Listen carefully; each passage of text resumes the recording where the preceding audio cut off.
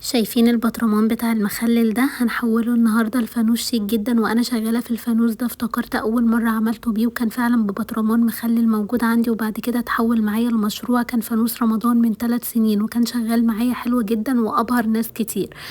بعد كده بقى جبت الكوستر الحصيرة وقصيته نصين، وبدأت اثبته بالشكل ده في نص البطرمان، وبنحط الشمع على الكوستر، ما تحطوهوش على البطرمان عشان ما يسيحوش معاكي. انا استخدمت كوستر واحد بس، وكمان اتفضل منه القطعة اللي انتوا شفتوها دي.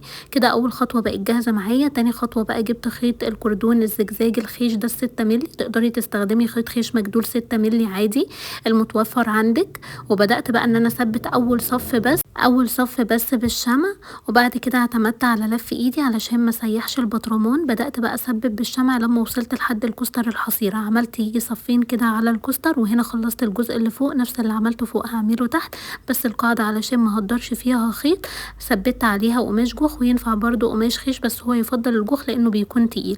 وبعد كده جبت بقى الشريط الخيش ده وهقفل بيه البطرمان من جوه علشان ما يبانش خالص ان هو بطرمان ولا ان هو اصلا اعادة تدوير. وبعد كده بقى عملت العقد ده وفكيت اول صف من الخيط وربطته، وبعد كده رجعت لزقته تاني لانه كنت نسيت ان انا اثبته قبل ما احط الشريط الخيش.